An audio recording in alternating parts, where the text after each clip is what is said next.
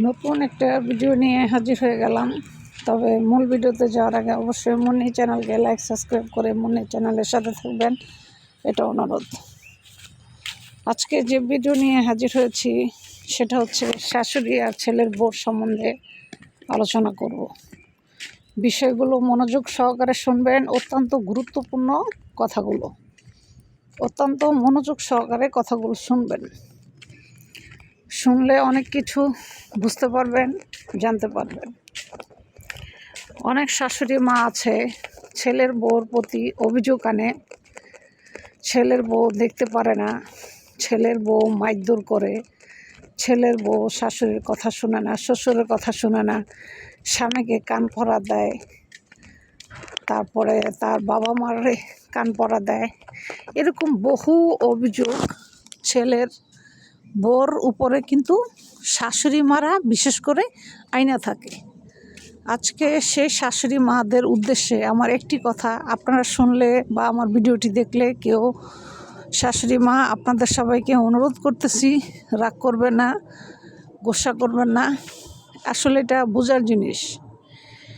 এই পৃথিবীতে এমন কোনো ঘটনা ঘটে নাই যে ঘটনা একদম স্মরণীয় হয়ে রয়েছে যে ছেলের বউয়ের কারণে শাশুড়ি মা ঘর ছেড়ে চলে গেছে। এরকম স্মরণীয় কোনো ঘটনা আদৌ আগের যুগেও ঘটে নাই, এই যুগেও ঘটে নাই, পরকালেও ঘটে নাই, ইভেন আপনার নবী রাসূলগণের সময়ও ঘটে নাই যে ছেলের বউয়ের অত্যাচারে শাশুড়ি মা ঘর ছেড়ে চলে গেছে বা শ্বশুর বাড়ি ছেড়ে চলে গেছে।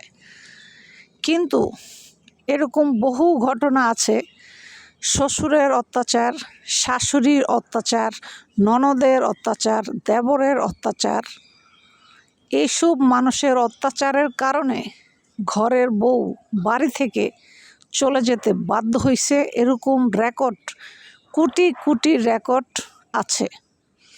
আমার কথাটা যদি ভুল হয়ে থাকে আপনারা অবশ্যই মিলিয়ে দেখবেন যে কথাটা এটা ভুল না মিথ্যা। যদি ভুল হয়ে থাকে তাহলে আমাকে ক্ষমার দৃষ্টিতে দেখবেন, আর যদি সত্যি হয়ে থাকে সবাই লাইক আর একটা সাবস্ক্রাইব অবশ্যই করে মুন্নি চ্যানেলের সাথে থাকবেন। তবে সব শাশুড়ি মাকে একটা কথাই বলি, আপনি কিন্তু ফাল দিয়ে শাশুড়ি মা হয়ে যান নাই, ফাল দিয়েই ছেলের মা হন নাই, ফাল দিয়েই কারো ঘরের বউ হন নাই। সবসময় একটা কথা মনে রাখবেন, কিছু শুরুর আগে সূচনার সৃষ্টি হয়। সেই সূচনা আপনি ঘাটেন, আপনি কোত্থেকে আসছেন, কোন জায়গা থেকে আসছেন, কী ছিলেন, আপনার অতীত ঘাটেন। আপনার নিজের অতীত যখন ঘাটবেন, নিজের অতীত যখন আপনি চিন্তা করে ভাবনা করে দেখবেন, তখন আপনি মিলিয়ে দেখবেন হিসাবটা যে আমি যে পরের মেয়েকে জ্বালাচ্ছি, প্রেশার ক্রিয়েট করতেছি, ঠিক আছে, আমারও তো মেয়ে আছে, একদিন আমার মেয়েও তো স্বামীর ঘরে যাবে, স্বামীর সংসার করবে, তখন আমার মেয়েকেও তো এভাবে সবাই জ্বালাবে, এভাবে কষ্ট দিবে। তাই সব শাশুড়ি মায়ের উদ্দেশ্যে একটি কথাই বলি, এরকম কোনো রেকর্ড, কোনো জবনাই নাই যে শাশুড়ি মা বউয়ের অত্যাচারে বাড়িঘর ছেড়ে চলে গেছে। কিন্তু এরকম রেকর্ড বহুত আছে যে শাশুড়ি মা আর দেবর ননদ শ্বশুরের অত্যাচারে ঘরের বউ ফাঁসিও দিছে, ইভেন বাড়ি ছেড়ে চলেও গেছে। ঠিক আছে, আমার কথা যদি ভুল হয়ে থাকে আমাকে ক্ষমার দৃষ্টিতে দেখবেন, আপনারা কেউ আমার কথায় রাগ হবেন না, এটা আপনাদেরকে আমি হাত জোর করে মিনতি করতেছি, আপনারা আমার কথায় রাগ হবেন না, আমার কথাটা মিলিয়ে দেখবেন কথাটা বাস্তব কিনা। কোনো ছেলের বউ শাশুড়ি মাকে ঘর থেকে বের করে দেয় নাই, কিন্তু শাশুড়ি মার অত্যাচারে ছেলের বউ ঘর থেকে বের হয়েছে। এরকম বহু সংসার ভাঙছে, ননদের কারণে, দেবরের কারণে, স্বামীর কারণে অনেক সংসার ভাঙছে।